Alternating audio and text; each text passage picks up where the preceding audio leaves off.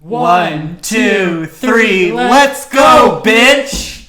Hi, spooky pals, and welcome back to Crypts and Corks. I'm your host, DJ, here with my lovely co-host, Paul. So, Paul, how has your week since Saturday when we last recorded been? So, my week has been okay. I've been living my green juice fantasy. If our listeners recall, I was sick last week, visited the Deathly Hallows. And Parts now, 1 and 2. Exactly. So now I'm on this antibiotic and I'm not allowed to drink or anything. So I'm living my sober fantasy. And if you know me, you know I like my alcohol, okay? So it's been a journey. I feel like I can see color again. I'm definitely living my sober journey. Wait, what do you mean you can see color again? You're colorblind? Exactly. Okay. No, I'm no longer colorblind. Oh my god. I'm cured. But yeah, just getting through this green juice journey I am on this antibiotic. How about you? Well, you know, I've been haunted. Oh, really? How so? So I have been ghosted twice by 2 different men on Tinder. Oh no! So it's probably the very worst kind of haunting, right. Unless you are doing the story that we're doing today. But to give you all an update on my little police escapade from last week, I did make it on time to turn in my warning, and to tell you how very serious it was, I ran into a police officer in the parking lot of the police station. He had to run out to the squad car to get something, and he saw me walking to the door and he was like, "Can I help you with something?" And I said, "Oh, I have a warning and I have to show my registration." And he said, "Do you have the warning with you?" And I said, "Yeah." And I handed it to him and he's like, "Okay, you're good." And I was like, "Don't I have to show you my registration?" He's like, "No, you showed up. That's enough." Oh my gosh. All of that stress for nothing. Right. He literally didn't even make you go inside. He literally just brushed you off. He didn't even look at my registration. I could have brought an expired one and he would have been none the wiser. Right. They probably just do that to freak people out. And half the people probably don't even show up to the police station. I am sure. Well, you could also mail them, but... Oh, I didn't know that. I would mail it, but I'd be terrified that it wouldn't show up. So, I've got a little bit of a long story, so let's hop right back in and we will do our tarot pull of the episode. Sounds good. I'm looking forward to it. I love these tarot pulls. I feel like I learned so much from you just talking about the cards. I know a little bit about tarot already, but you actually doing the cards and explaining them. Our little ASMR moment. We are only doing one card since Paul and I just worked a full day and it's nearly 9 o'clock at night. We're recording. Yes. We got the 2 of Swords again. What was that one again? That's when 2 equal opposing forces come together as one. Oh, coming together. Which I think once we get to the end of the story, I think it has a lot of significance because the story could go either way. Okay. And now I've been telling Paul all week that the story has really freaked me out. Yeah, he's been spooked. I've been spooked. I had a nightmare last night where I was in a cemetery, and to get from one side to the other, I had to go through an abandoned building, and as I was going through, a junkie showed up, and he threw a knife at me. But not Ninja Star style, he threw it and just kind of kerfuffled to my feet. But when I woke up, my lips hurt and feels like I got punched. Oh my gosh. Spooky. So this one really freaked me out, and I stole my grandmother's rosary, which was blessed by the Pope himself, to get me through this. It's in my bag. Oh my gosh. I can't wait to know what this topic is. I'm so excited. Paul, let me tell you a story. I'm ready. Home. The word brings to mind thoughts of love, comfort, safety. But what if your home wasn't a place of safety for you? What if your home was the opposite? It was attacking you from within. One New York couple had to face that very question when their dream home became a living nightmare. Oh, you said from New York? Mm-hmm. Oh, okay. So this week's paranormal pairing is Apothic Inferno, a whiskey barrel aged, or it's a red blend that's been whiskey barrel aged for 60 days. The back says, a red blend emerges from the flames, creating a most unexpected and masterful encounter. Paying tribute to a time-honored craft, this wine has been aged for 60 days in whiskey barrels, creating bold notes of red and dark fruit with layers of maple and spice. Ooh, this sounds fancy. So, Paul, as I get the cork started, what do you think this episode might be about? I have a couple theories. My main theory, I think it's about the Amityville house. I have a sneaking suspicion, or maybe like the Jersey Devil, since we're talking about like devilish things, like the wine seems kind of devilish. Mm-hmm. Or maybe even the Conjuring house, maybe? Okay. Let me do the cork. Those are really not satisfying, Paul. Right. Well, I'm going to do my ASMR pour.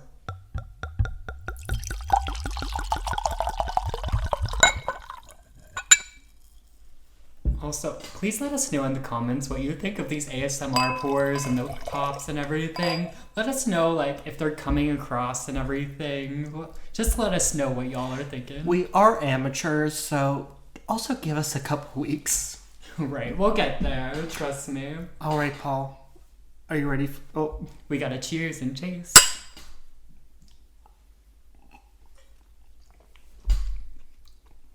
Ooh. That is spicy. Not spicy. It's not spicy, but it's...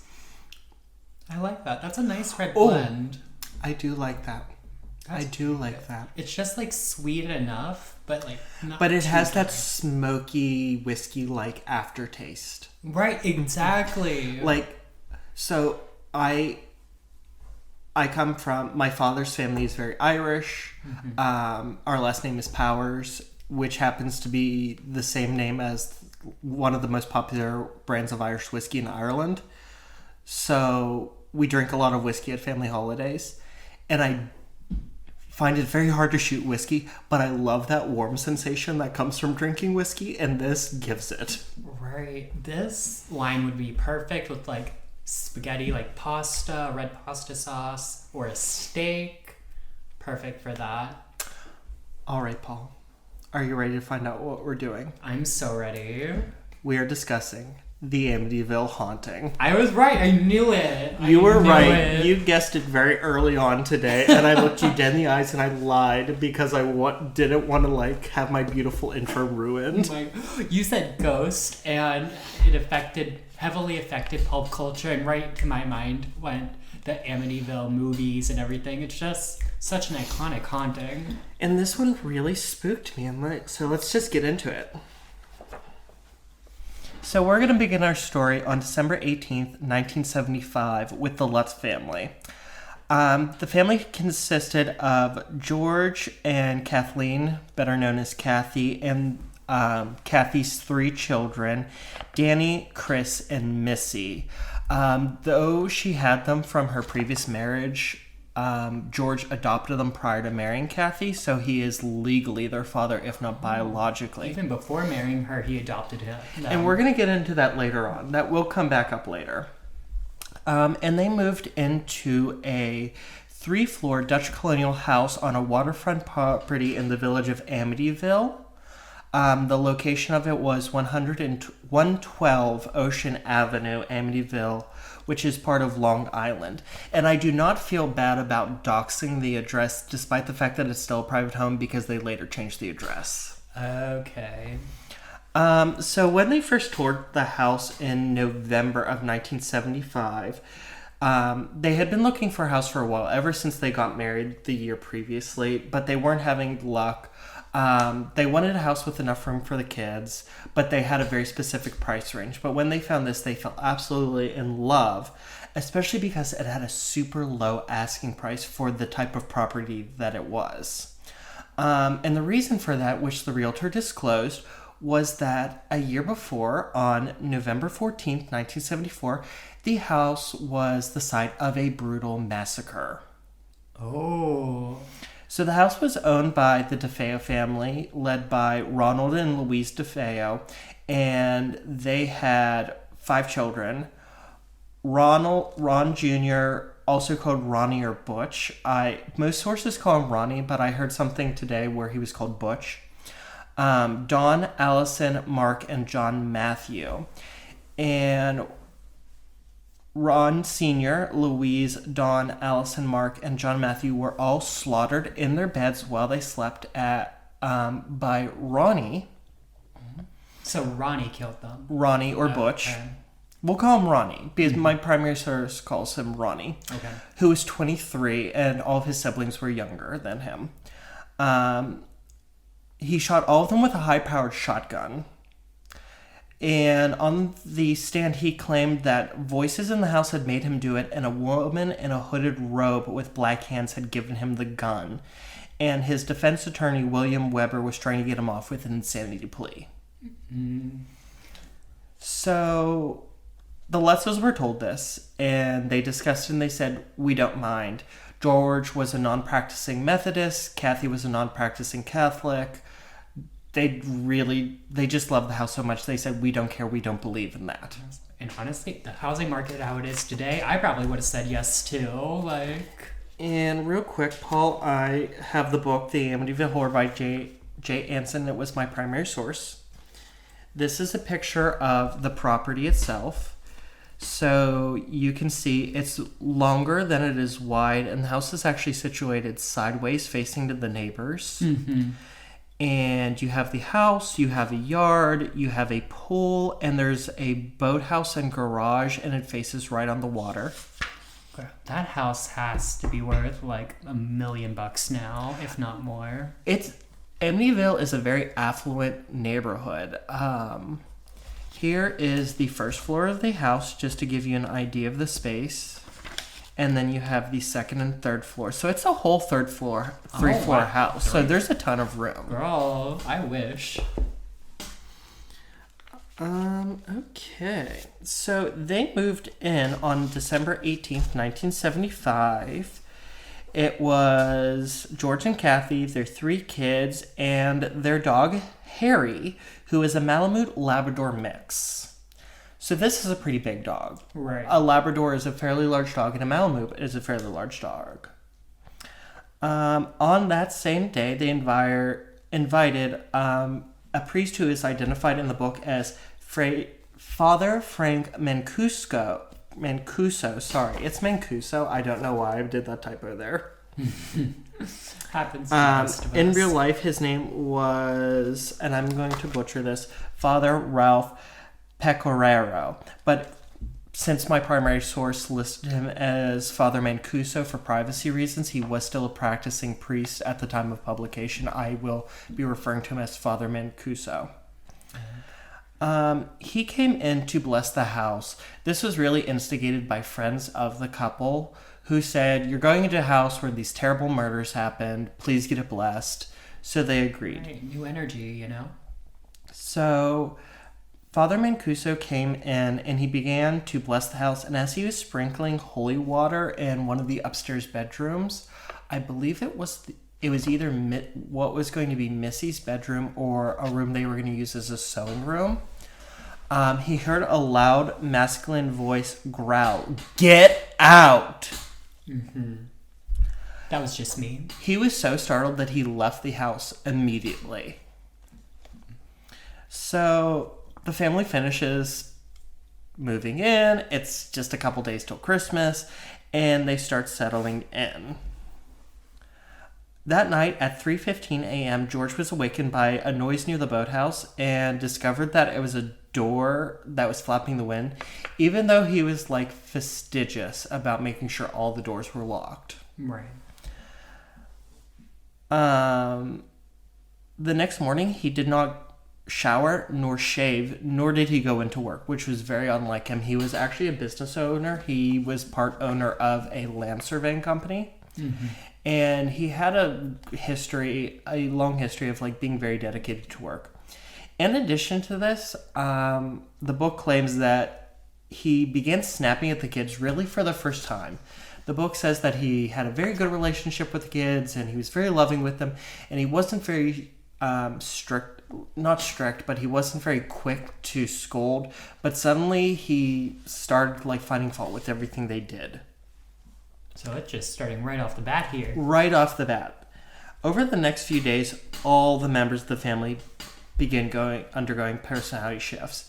Later on, older child Danny said it was very normal for the men in the house to become very aggressive. They were very put off and became very violent, while women were charmed and wanted to stay in the house. Okay. George stops, as I said before, he stopped showering, shaving, going into work, so this wasn't a one-day thing. This was ongoing.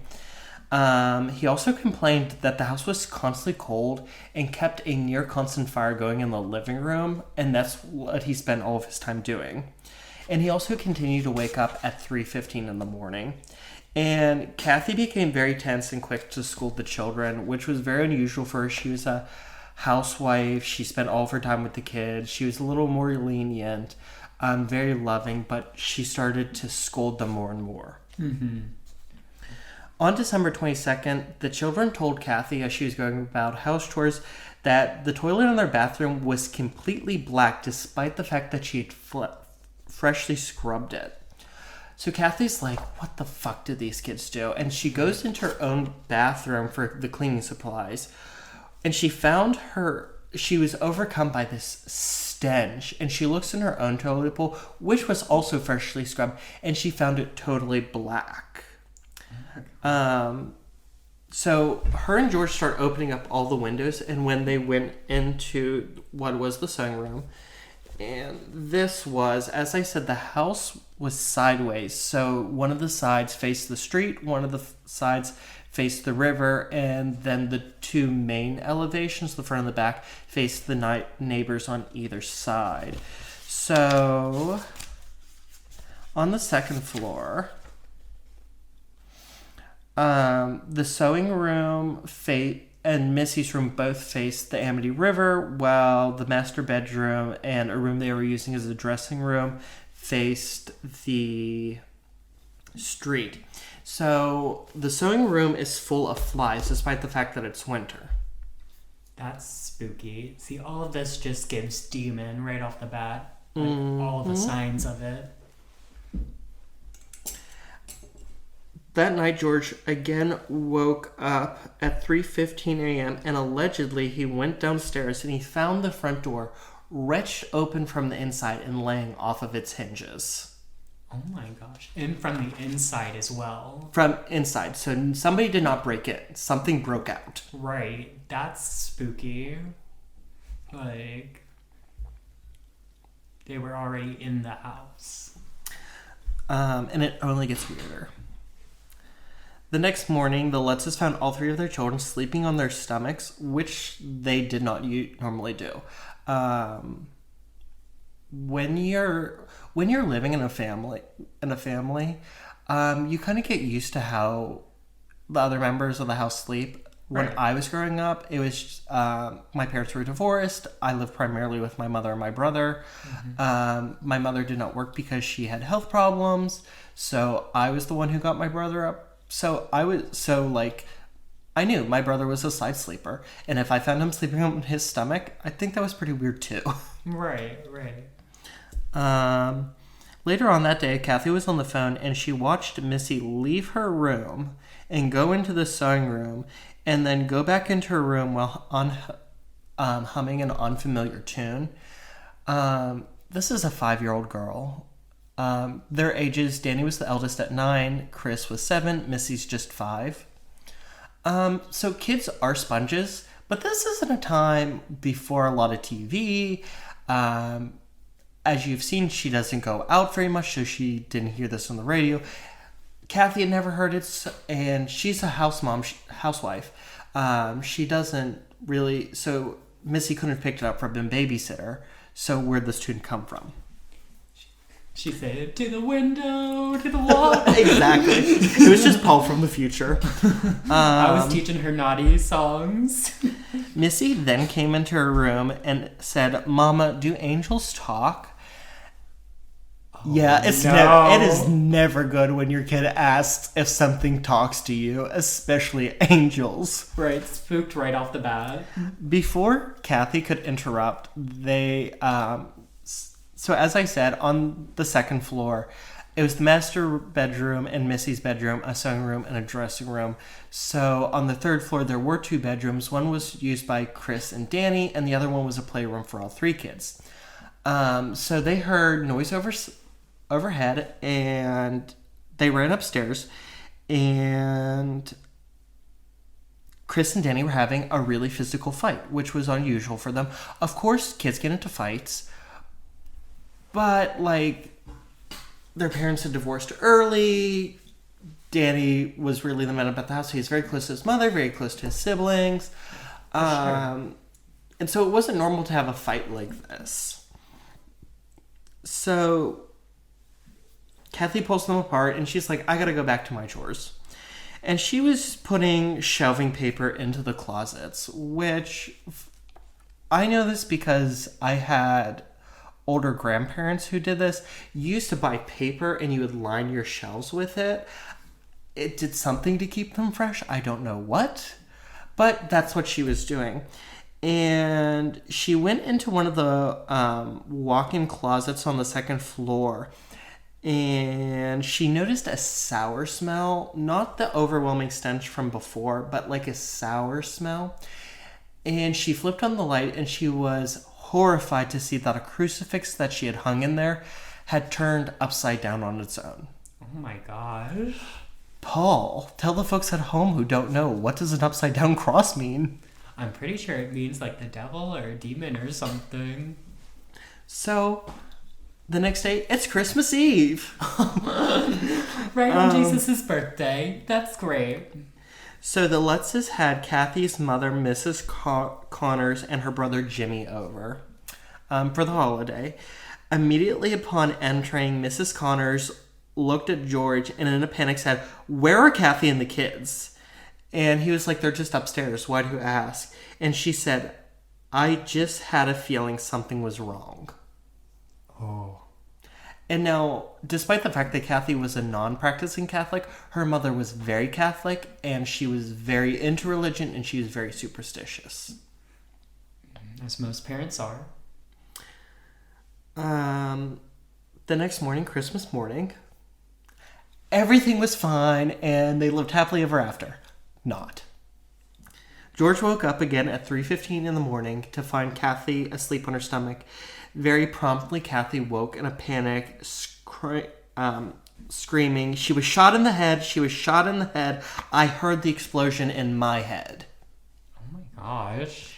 George had to calm her down, and like I said, there was that incident with the boathouse. This became a fixation for George, and so he went outside to make sure that it was secure.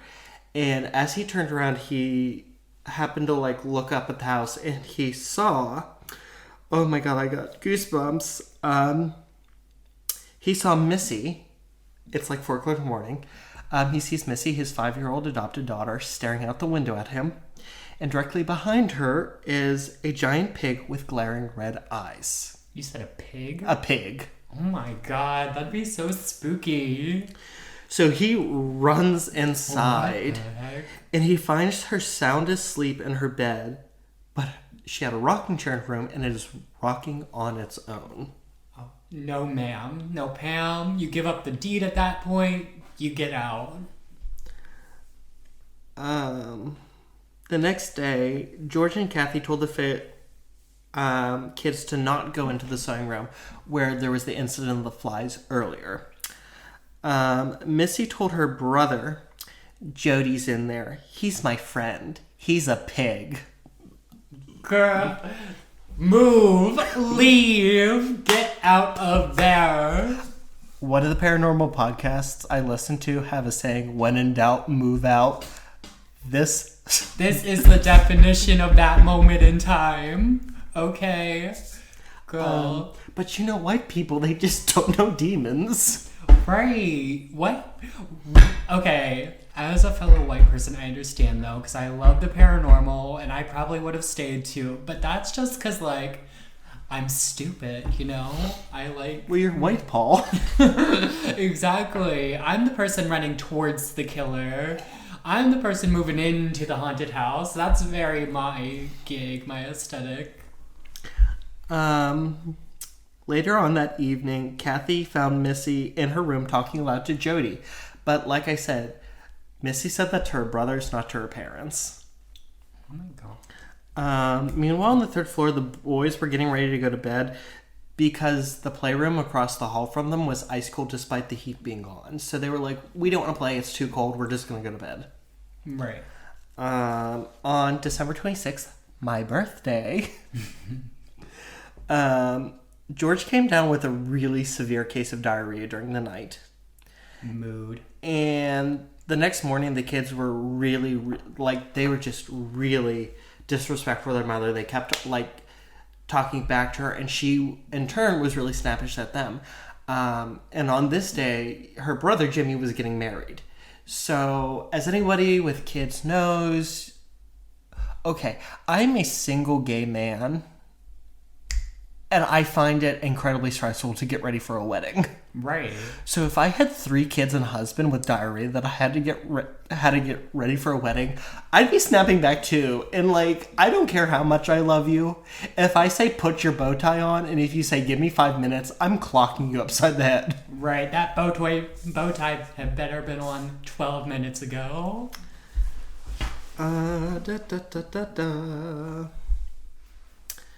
Kathy was in the kitchen and she smelled perfume and she felt an embrace from behind that started off really reassuring. And she had this several times in the kitchen where she smelled perfume and she felt a feminine hug. And she felt so reassured by this, she started to cry. And Missy came in and said, Jody says you shouldn't cry. He says everything will be all right soon. Oh my god. What the heck? Girl. So these kids are creepy. Mm-hmm. So that evening, Jimmy came to collect the family for the wedding, and in his pocket he had $1,500 to pay off the wedding with. And so he gets there and he's like, okay, are we ready to go? He doesn't even take his coat off. And everyone gets their coats on. He's like, okay, let's go. And Jimmy, like most men, and like I do myself, before he goes, you pat your pockets before you go. Yeah. And as he's packing, he pats, and he pats, and he pats. And he realizes that the envelope with the $1,500 in it is gone from the coat he never took off. So this just sets off a panic where they're searching the house, where could this have gone? And finally, it's to the point where he's going to be late for his own wedding, so George is like, I'll help you figure it out later. And they leave and they go to the church. During the entire wedding ceremony, it was held in a Roman Catholic church. George felt really queasy, and he apparently took communion, which, as a Catholic, I want to know why a non-practicing Methodist took the communion. Okay, I can't say anything because I did have a stepfather growing up who was not Catholic, but his son got married in a Catholic church, and he said he was going to become Catholic because he liked that they handed out cookies and wine. It's also like a peer pressure thing. You see everyone else doing it, and if you're the only one sitting in the pew not taking it, I know you're not supposed to if you're Catholic, but if you're not Catholic, you're not supposed to, but if everyone else is doing it, drink the Kool-Aid, you know. And I've done it. It probably says something about my own skepticism that I believe in this haunting wholeheartedly, but the thing that I question is the Methodist taking communion. Oh my God. That's not the point here. George took communion, allegedly, and became violently ill. He had to run out of the church to vomit. For those of you who are not Catholic, in the Catholic Church, taking the bread and wine is not a mere representation of Jesus' sacrifice, it is believed that the priest actually has the power to bless the bread and wine to become the physical embodiment of Jesus' sacrifice. So that bread and wine is incredibly holy. It is literally Jesus that you are imbibing in. Yeah. There is no way to make that sound pretty. You're taking in God. Basically. You are taking the physical body of God. So why do you get ill? The next day after the wedding, and yes, George had to take up a collection amongst the men at the wedding reception to get the $1,500.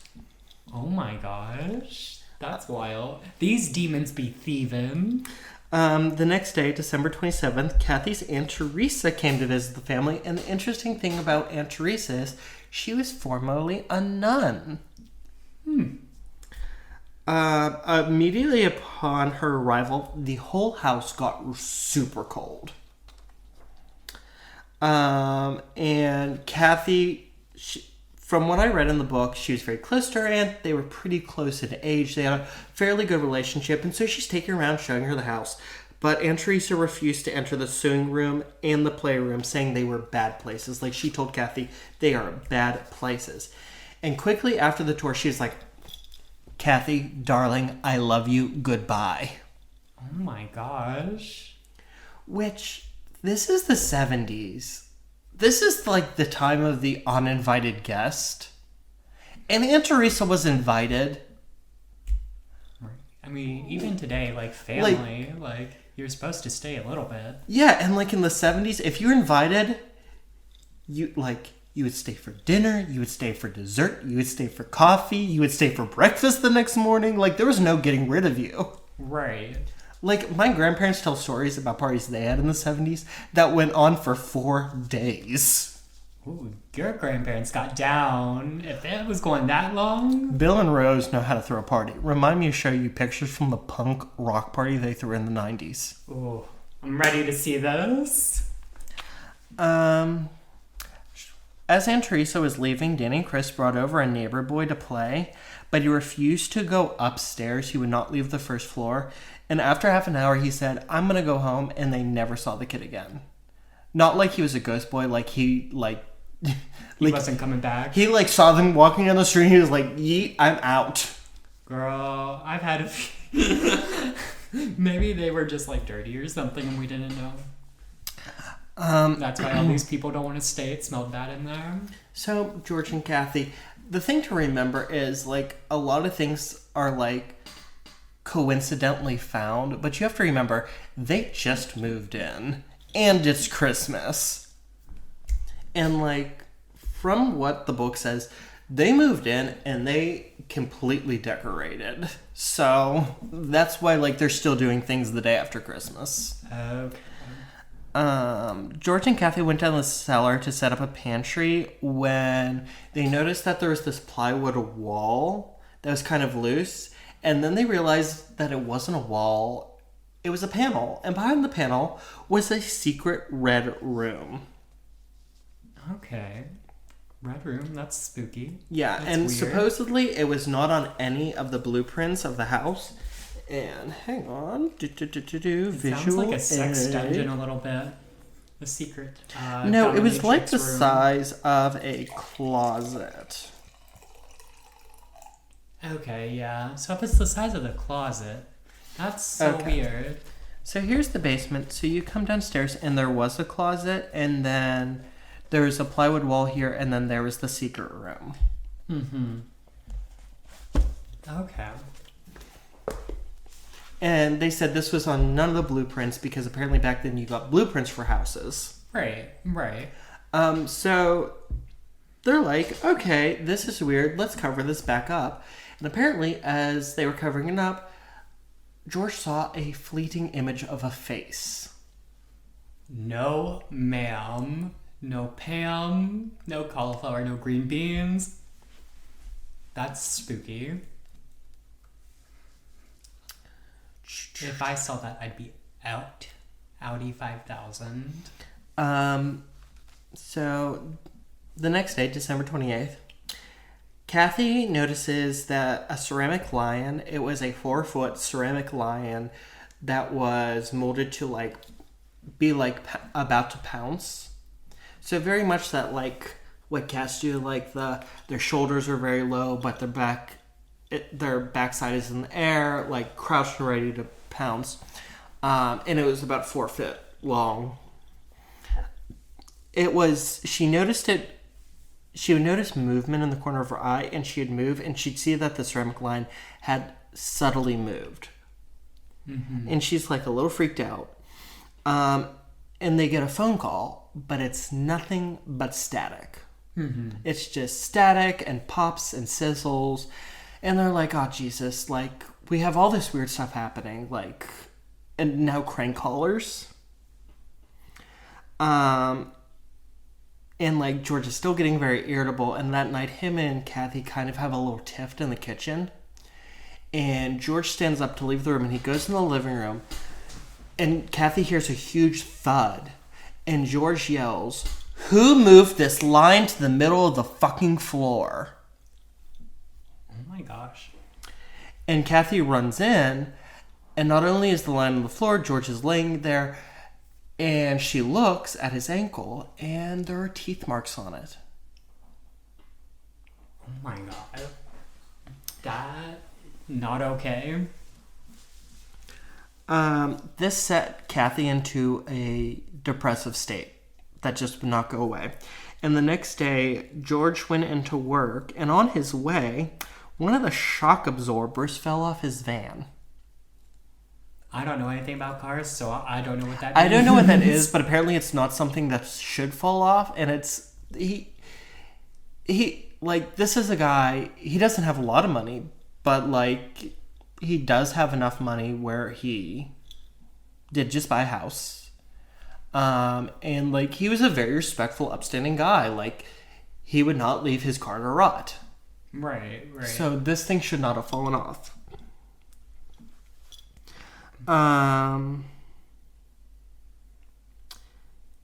Kathy called her mother just to have a chat, and her mother said, "You know what, Kathy, if you're feeling depressed, I think you should bring the kids over here for the day." And Kathy said, "No, I don't want to go out." Oh, yeah? She just felt like she didn't want to go out. Oh, she had that gut feeling something was going to happen, maybe. So she decides instead she's going to lay down and take a nap, and as she lays down, she hears noise from the sewing room as if the window in there is opening and shutting, despite the fact that nobody is in there. On the way home, George stopped at the local newspaper office to read up on the DeFeo case pieces, like, okay, something might be related to this. Like, I just moved in a house where all these people were murdered. And he's going through all the things, and he sees a picture of Ronnie DeFeo. And he realizes that they look really similar. Oh my gosh. That's so weird. So I'm going to take a second here. Oh, shnikes.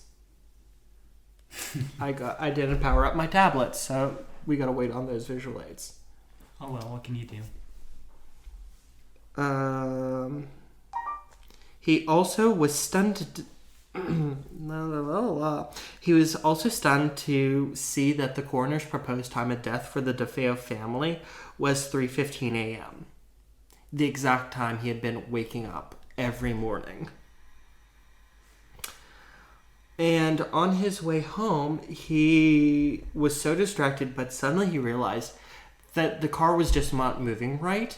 And one of the tires was wobbling, like one of the wheels was wobbling. And so he pulled off to the side of the road and he got out and he discovered that somebody had loosened all of the bolts on his car. Oh my. Slightly. Enough that he could retie them with his fingers. But remember, this is a car he had just driven that morning. And the wheel was not wobbly. So, something happened maybe in the parking lot? Somebody either defiled his car while he was there or something. Oh my gosh. All right. Wild. So real quick, Paul. This is a picture of 112 Ocean Avenue. Yeah. Nice big house, Dutch colonial style. And I'm sure you folks at home can Google what the Amityville house looks like. It's big and beautiful. This is a picture of what you'd pretty much see from the street. Okay. I think this was taken the night of the DeFeo murders. So these are pictures of the DeFeo family. Okay. And if you're at home, please stop and Google this. Take a little pause. And then this is Ronnie Butch DeFeo's mugshot. And this is the Lutz family. Oh, it's giving hillbilly.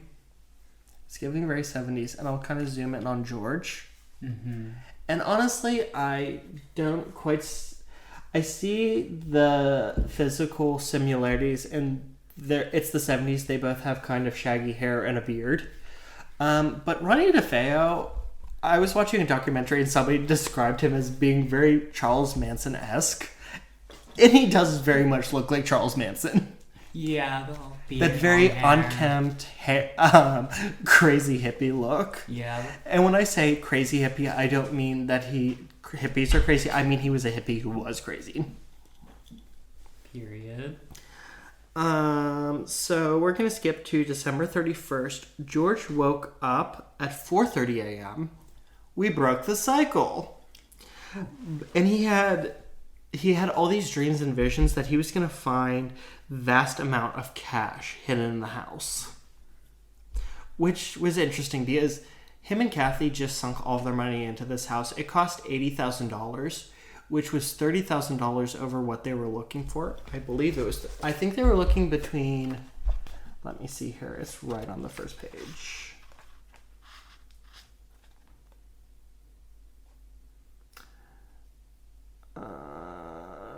$30,000 to $50,000, and this was $80,000.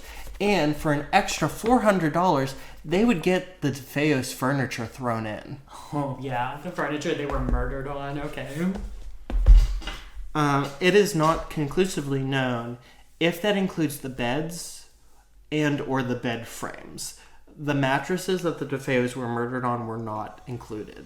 That is known. Those would have had to be thrown away because it was like 24 hours. Like the DeFeos were in the house for like 24 hours before their bodies were discovered. God, that's so... Oh, I can't even imagine. Alright, so at 7 a.m. he got out of bed because he felt like the house was very cold, the heat wasn't on. Him and Kathy did not eat breakfast that morning, and Kathy refused to enter the living room because she was afraid of the ceramic lion, and she planned to get rid of it later that day. Once again that afternoon, Danny and Chris got into a huge physical fight in the playroom, this time with Missy in the room, and she sat there smiling and clapping in encouragement. Mm-hmm. Kathy broke it up, and both of the boys threatened to run away because, quote, they did not like it around there. I wouldn't have liked it around there either, like... But luckily by dinner time, everything had settled down. Kathy had George move the lion up to the sewing room, which still had flies in it. Despite the fact, like, periodically with the stenches, they had been opening windows, and these flies were still in there.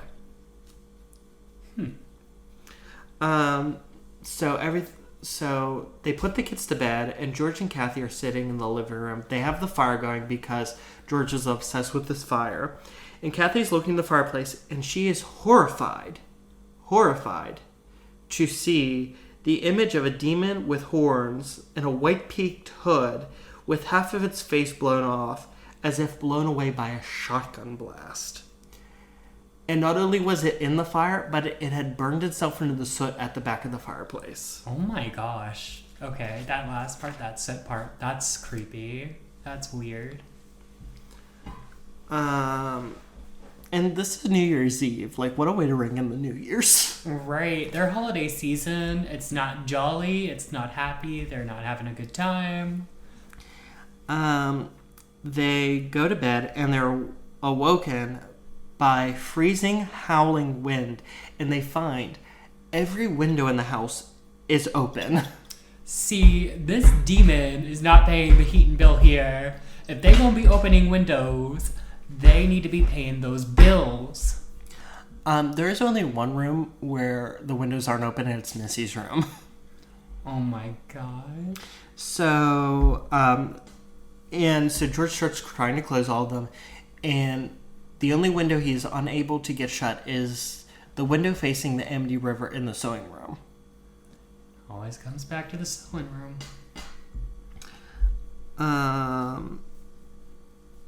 Kathy went into Missy's room to find it warm, almost hot. It's warm in there, and she's like, okay, and then she goes, it's almost hot. Right. And she's horrified to see the rocking chair in there, rocking by itself. And it continues until George enters and he sees it. And he goes to take a step towards it, and it stops. Of course it does.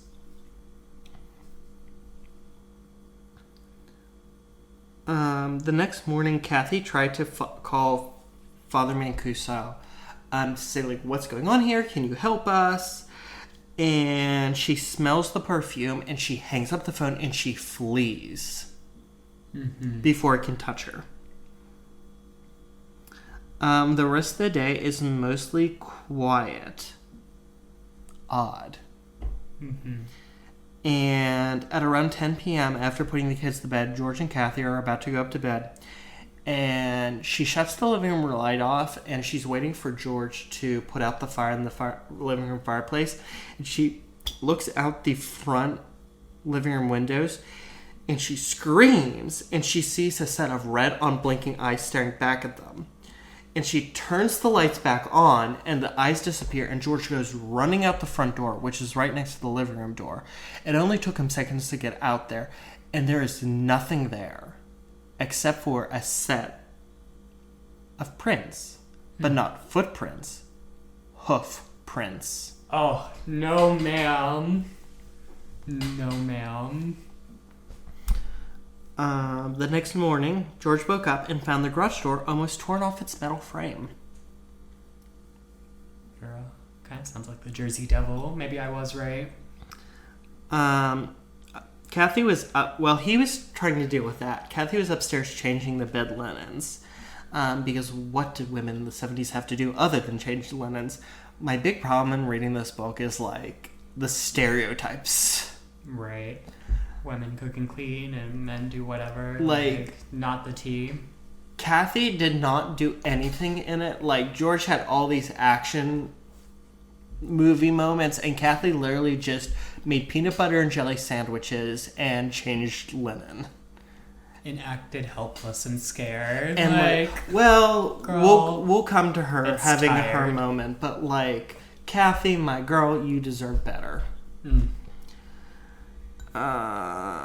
Kathy was upstairs when she was gripped by an unseen masculine force, and she thought she was gonna die before she was let go. So they call Father Mancuso, and they say, please come back, please finish your blessing. And he refuses, and before he can explain why he was refusing, once again, sizzling, crackling, popping, and they have to hang up. Oh no.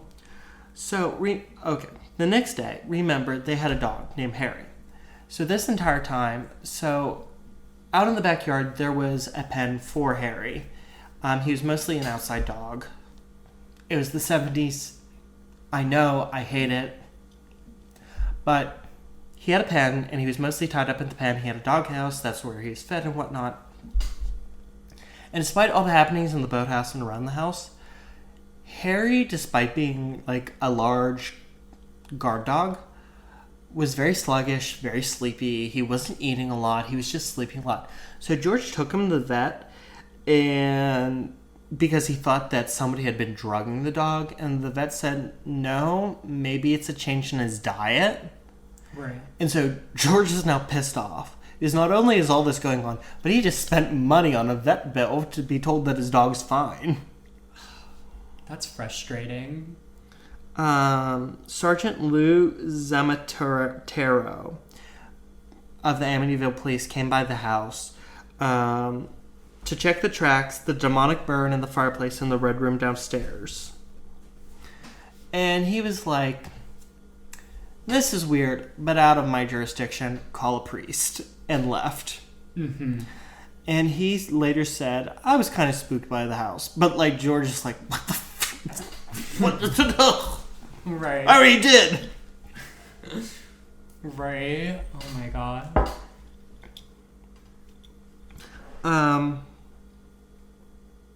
Something went wrong, like either the heat or a light. And George goes downstairs. Oh, it was the decompressor in the boathouse. George had a boat. There was a boathouse where you could just pull your boat right in. Yeah, yeah. And the decompressor sort of keeps the water moving so it doesn't freeze around the boat because that can damage the hull. Okay. The decompressor shut off. This was a problem that was ongoing during the story. He thought it might be a breaker problem, so he goes in the basement to check the breakers, and he smells shit. Okay. The overwhelming smell of shit. And so everyone knows, like, if you smell sulfur, it's a demon. Yeah. What some people don't know is if you smell cat piss or if you smell shit, it could also be a demon. Oh, I didn't know that. So and it's coming from the red room. Mm-hmm. He goes back upstairs and him and Kathy are in the kitchen. They're sort of discussing what's going on, what should they do. And they go into the living room, and the ceramic lion that's been moved up to the sewing room is sitting in the living room. And George picks it up and he goes outside and he throws it right in the trash. Mm-hmm. That night, George is awoken by the sound of a marching band downstairs. But as soon as he got downstairs, all the noise stopped. But he heard heavy breathing from behind him, and he whips around, and no one's there. He races back upstairs, and he sees Kathy is floating 2 feet over the bed. Oh my gosh. It was supposed to be the boys' first day back to school, but there was a problem with the school heating, so school was canceled. Mm-hmm. So George is like, okay, I didn't get much sleep, so I don't have to take the kids to school, so maybe this is a blessing in disguise. So he just went to bed like normal after seeing his, like... I'm pretty sure he stayed up. Yeah. Girl, like, did he at least get her down? Like... Yeah, she floated out eventually. Oh my god, that's so wild. Like a good wife, she went down eventually. No. Honestly, same though. So I went, like, when we were in high school, that was like when The Office was on. Mm-hmm. And amongst my friend group, we did not have "that's what she said" jokes. Because anything she said, DJ said. All the jokes were just, that's what DJ said. Oh my god. So they were basically calling you a whore. Yes, which was funny because... Yeah.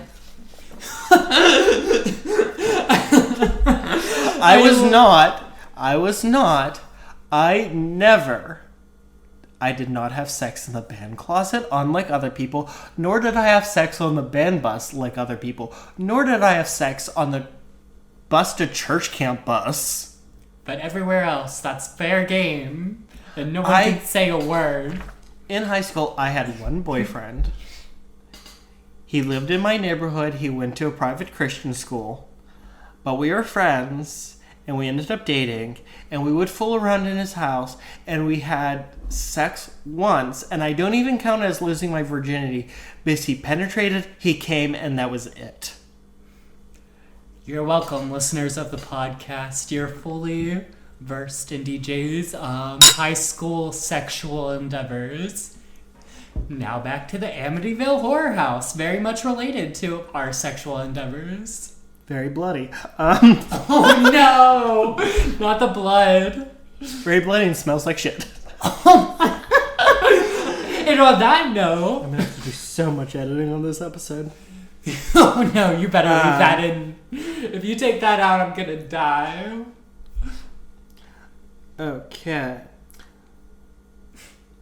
So since school was canceled, Kathy was sleeping soundly, had no idea she was levitating. He let her sleep in. He stayed home from the office to take care of the kids. And he called Father Mancuso at the rectory because priests live in housing provided by the church. And the rectory secretary informed him that Father Mancuso was not in. He had gone to stay with his mother. They could not give out his mother's phone number, but would pass a message along to him for a call back. Finally, that afternoon, Father Mancuso returns his call, and George says, when are you going to come back? And he says, well, I already blessed your house. I blessed it in a mass. I'm not coming back. George says, listen, Father, this is what's been going on. And the priest says, okay, I'll come back. And he feels like he's been slapped across the face. Oh, he said, no, you're not coming back. Meanwhile, and he slapped, he puts the phone down. Meanwhile, in George's end, all he hears is that crackling and the static and the sound of moaning. Who just called me? Why is my father calling me? I really hope one of my grandparents didn't. Thank you. I really hope somebody didn't die. Okay. Kathy remained tired all day, as did Harry. And George put the kids to bed. Inside that, again, he heard a marching band, only for it to stop as soon as he got to the living room. But this time he found all the furniture pushed up against the walls and the rug rolled back as if there was a party going on. Oh, wow. The next morning, George went down to the basement with some fans. He wanted to clear out that foul smell. And he found it was gone, but as he was looking around, he found a hidden well. Wells are never good. No. Father Mancuso tried to call but got no answer, and George never heard the phone ring. But he's kind of peeved, so he goes upstairs and he calls Father Mancuso. And Father Mancuso is like, I just called you and you didn't answer. And George says the phone number rang. Father Mancuso says to George, I really recommend you find a paranormal or cyclical researcher to come in for a scientific test. And George says, okay, I'll do that, but when are you coming back? And the priest says, I'm not coming back, and reveals that he has undergone 3 or 4 attacks of the flu, painful blisters on his hands, car troubles, and the smell of excrement filling his room at the rectory, forcing him to leave and go stay with his mother. Oh my gosh. That's wild. So George went to his office and he had an employee named Eric, and Eric's girlfriend, Francine, was a medium and she was really interested in the paranormal, so he called her and he said, I've got some strange things going on at my house. Do you think you could come out and give me a say what's going on? And that's all he really said about it. And she goes, okay, I think you should look for an old well on the property. I think that's the source of your issues. Mm-hmm. All he said was something strange is happening. She just brought up the well that he found that morning. Oh my gosh. That night, Missy took Harry into her room to play, and he was super panicky, kept trying, and super, super scared when she's like, this is my friend Jody. And he kept trying to run away, and so finally she had to close the door to keep him from running, and he just would hide under his bed until finally one of the parents opened the door and he ran out. Once again, Kathy levitated. She fell down on the bed and she woke up, and when George turned on the light, she looked ancient and decrepit. She ran into the bathroom, turned the light, and screamed because she saw it too. Oh my gosh. At which point it went away, but on both of her cheeks, she had 3 long black slashes running from her eyes down to her jawbone. By dawn, the slashes had disappeared. And that afternoon, Francine came by and she walks in and she goes, oh, so you've been having trouble with flies, you've been having trouble with windows, you've been hearing noises, none of which George had told her. They went down to the basement and went to the red room, and she went, people have been murdered here, I want to go upstairs. Mm-hmm. She goes upstairs, she returns to normal, they go upstairs to the sewing room, and she goes into a trance, and in a masculine voice she says, something very dangerous was there, you really need to get an exorcism. And then she goes, I want to leave, I'll come back later, I want to leave. Mm-hmm. As George is going to bed, he sees that the banister leading from the 2nd floor to the 3rd floor has been ripped out of the floor. And at that moment he realizes that the voice coming out of Francine was Father Mancuso's. Oh my gosh. The next morning, George spent all morning fixing the banister, and then he called on Eric to check on Francine and find out that she was deeply troubled and left because she feared a physical attack if she stayed. This same day, Kathy's brother Jimmy and his new wife Carrie came back from the honeymoon and was going to spend the night with them. At 3:15, Carrie woke screaming that she had seen a sick-looking little boy sitting on the edge of the bed, and he had touched his foot, and he asked her where Missy and Jody were. That sent shivers down my spine. That's spooky.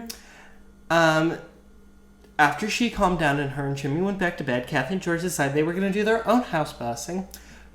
George took a crucifix, and Kathy said the Lord's Prayer, and they started on the 3rd floor, and they make it down to the 1st floor, and when they got to the living room, Kathy had barely started the prayer when they started to hear humming, which quickly grew into a chorus of shouts of, "Will you stop?" Wow. Will you stop? No. The next morning, Father Mancuso called to tell George that his superiors in the diocese agreed with him and urged him that he and the family should leave the house and also George was like, well, we tried blessing. He said, never attempt to do a priest job on your own. Mm-hmm.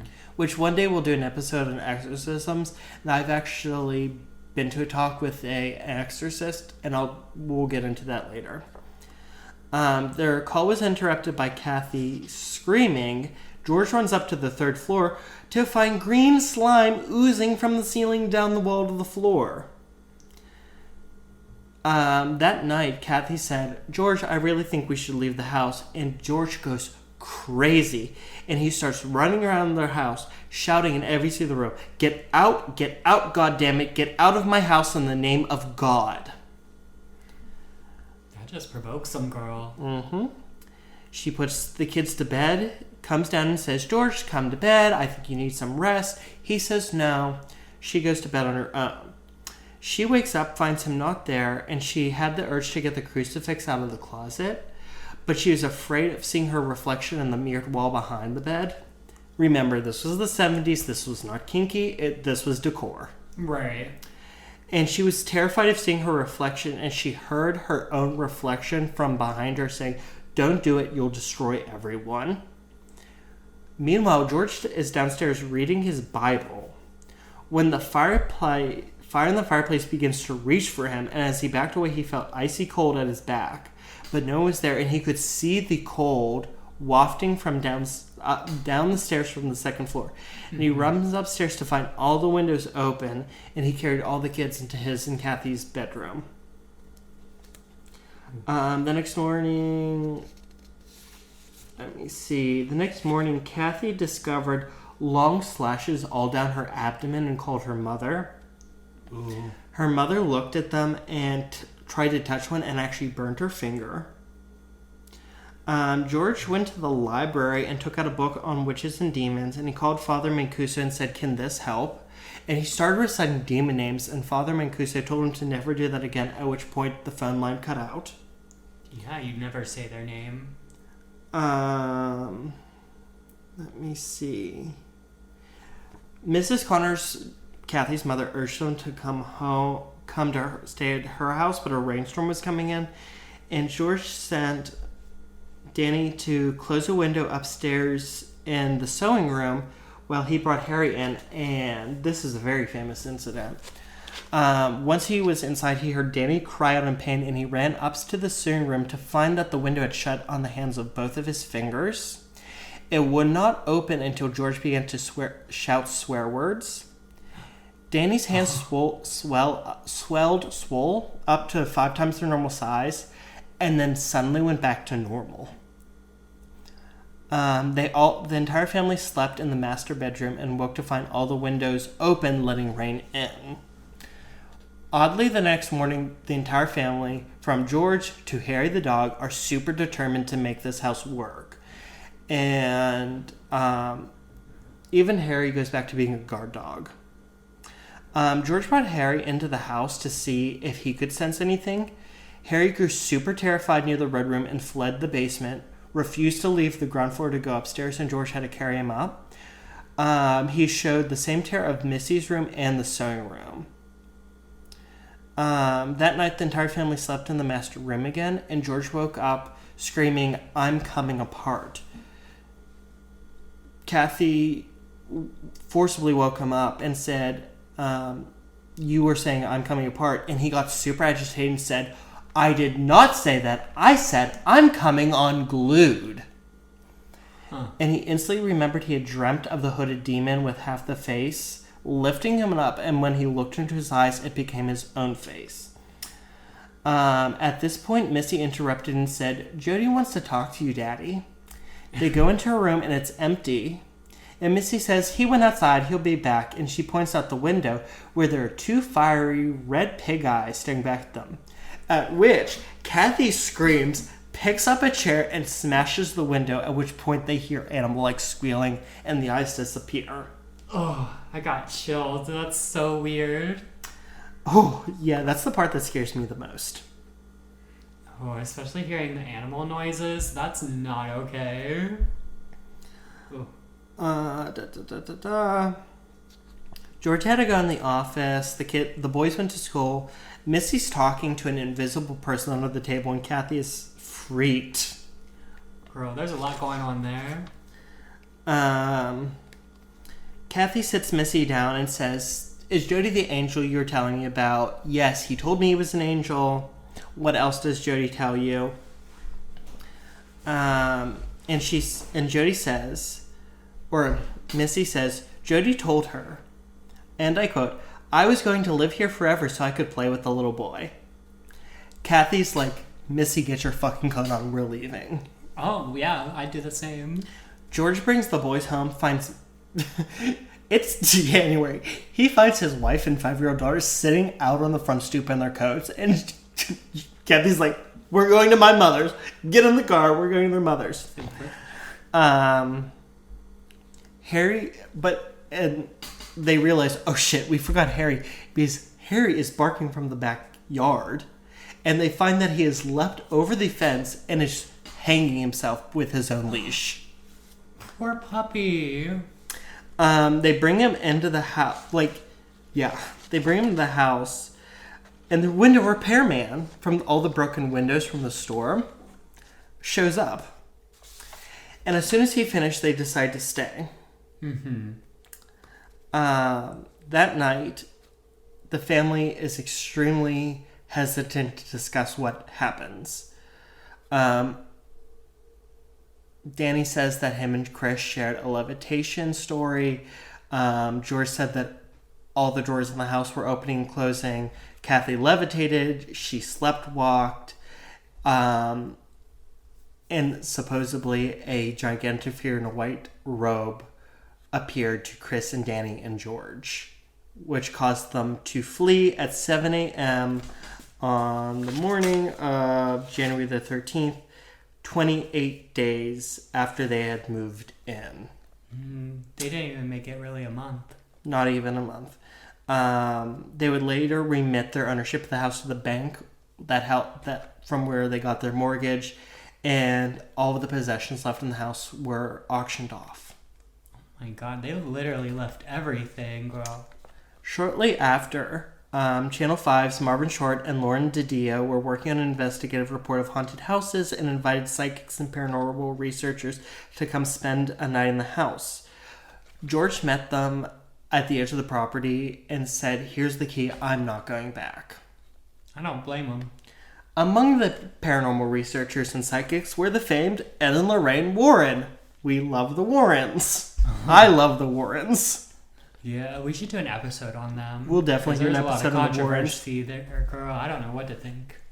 As soon as Lorraine walked in the house, and now they're from Connecticut, they don't really know what house they're walking into. They're only told, this is a supposedly haunted house. She feels a horrible foreboding. She smells death. In one of the upstairs rooms, she sees the image of sheet-covered bodies lying in a row, without knowing that that was actually the room where the DeFeos were laid out before they were taken out of the house. Huh. She said she felt a presence that was not human. It was something from deep within the bowels of the earth. She went into the sewing room and then immediately left and remarked to the reporter who was following her, "I hope that is the closest I ever get to hell." Oh my gosh. Psychic Mary Downey was also there. She was in one of the downstairs rooms, and she looked through the door and she saw a line of figures in white monk-like robes. And she got super freaked out, so she threw holy water at them, and she heard it sizzle and it made contact with them. And she said, "Get thee behind me, Satan," and the figures vanished. Unfortunately for Marvin and Lauren, they did not get their big exorcist moment, which had just come out a couple years prior. But one of the photographers had set up a camera on the landing upstairs, and they captured this figure. Oh, that's where you get that super famous photo of that like creepy little kid like leaning out the window. And I actually... here's Not a the picture window, the of Lorraine Warren. And I believe that's Ed sitting next to her and one of the reporters. Nice.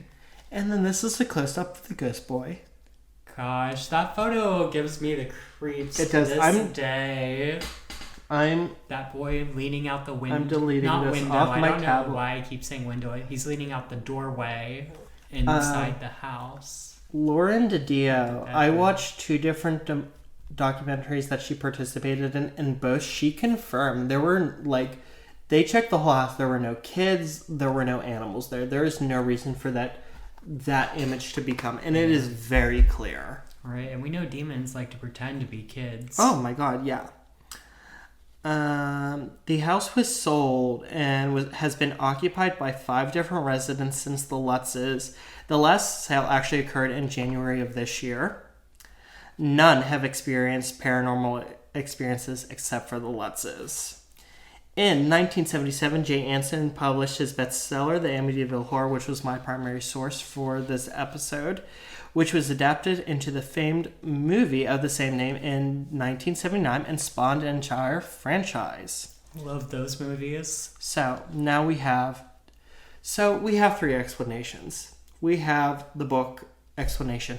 The house was demonically haunted. Right, yeah. I just covered that. I am going no further into that. Right. Option 2. It was a hoax. George was in financial trouble. This book goes into long detail about him having to go into the office to deal with the IRS. It's very clear that him and Kathy spent all of their money on this house. And most of the book, he is worried about where the money's going to come from. Maybe he bought this house specifically, knowing the history, to make money off of a haunted house. Do you remember William Weber from the beginning, Ronnie DeFeo's defense attorney? Yeah. He claimed shortly after George and Kathy left the house that he met with them. He showed them the crime scene photos and the reports, and he discussed the outline of what would become the Amityville Horror over many glasses of wine. Vampirologist Stephen Kaplan was initially called by the Lutzes to investigate the house, but he was called by George, who said, "I don't want to be involved with you anymore." On the same day that I don't want to be involved with you anymore because I don't want public backlash and this coming back to me. On the same day, him and Kathy participated in a press conference with Weber discussing the haunting. Oh my gosh. So Kaplan was one of the first denouncers of him. Him and his wife actually wrote an entire book called The Amityville Conspiracy. Mm-hmm. Denouncing him. However, George later claimed that Weber put him and his wife up to the conference to help DeFeo, that Weber was the one who brought up the book deal, and that after the news conference, he broke off all contact with him, and Weber actually says, after the news conference, George and Kathy disappeared. Huh. And actually later, the Lutzes would go on to sue Weber for attempting to profit off the story while he was working on another book. And the judge actually dismissed the case, citing not enough evidence, but what did say that lawyers should never be literary agents and try to make books. Remember I mentioned the police coming by the house? Yeah. There is no report in the Amityville Police Department of the police ever being called during the 28-day stay of the Lutzes. Neighbors also say they saw nothing, they heard nothing during the entire 20 days. And they actually say that Jody the demon pig was actually a fat Persian cat belonging to the neighbors. Jesus, that's so funny. Not the Persian cat. Now, I am going to play devil's advocate here. In the first documentary I watched, The Real Amityville Horror, a couple neighbors did speak, and they did say after the book and the movie came out, the neighborhood was absolutely crazy. So would you not say it was all made up to get a little bit of privacy back? That makes sense. I mean, yeah. Especially, if they're, rich people, too. They just pay all this money for the peace of nature and Absolutely. everything. This is a waterfront community, and those are expensive. Right. Paranormal researcher Peter Jordan and Rick Moran actually confronted Jay Anson, who had wrote the book, because it was already published, The Amityville Horror, A True Story. Mm-hmm. You can see my copy, which was bought 2 years ago. It does not say A True Story on it anymore. It does not. But they confronted him over it, and apparently Jay Anson said that he was a writer who wished to write a bestseller to become rich, so he never had to write another book again. I don't blame him, though. Honestly, I'm writing for money, The Warrens do not endorse or support the book. Love them or hate them, they said, we don't endorse the book, we don't support the claims. If you want to know what we found, you can read our own reports, but we don't support that. Okay. Which, actually, Jay Anson never worked directly with the Lutzes. They supplied him with audio tapes, and he went from there. George did stand by it. However, the Lutzes did not make the boatload of money that everyone would think. Anson made millions of dollars off the book and the subsequent movie deals. Yeah. The Lutzes made only $125K, which is a considerable amount of money, but what is that compared to millions? Honestly. So here is theory number 3. Okay. George. So both Kathy and George practice transcendental meditation, which is a form of meditation where you try to make contact with the spirit world. Yeah.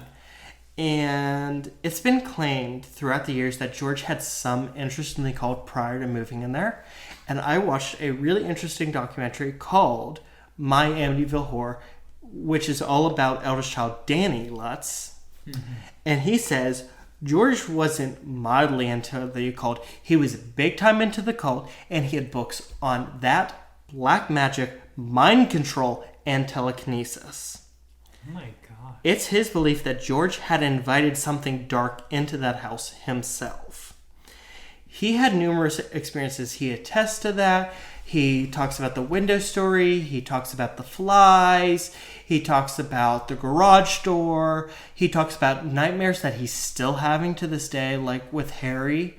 He's still having nightmares about when Harry tried to hang himself. Oh my God. I can't even imagine. And actually, in the course of the documentary, Peter Jordan actually talks about his psychic colleague, that's a colleague who is a psychic, Ron Mongavite, went into the house with him and sensed that a lot of ritual magic had been done there. Also interviewed was Lorraine Warren, who said George was a little off-putting, you really had to walk on eggshells around him.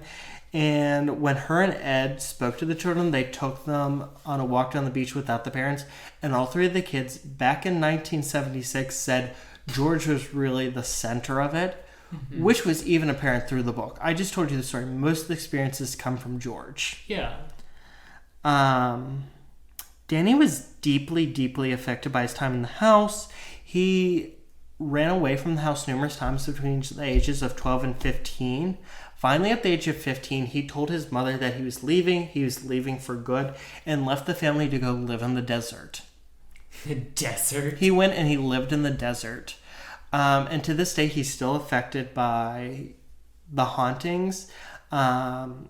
And actually, when George and Kathy went on a press tour around the time of the book and the movie coming out, they left him at a monastery school where all the priests performed numerous exorcisms on him, because he says that he and George were both possessed while living in the house.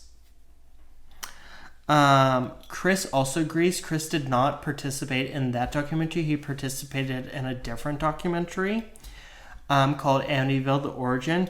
And he shared the belief that George had used a perverted form of transcendental meditation to invite those dark forces in.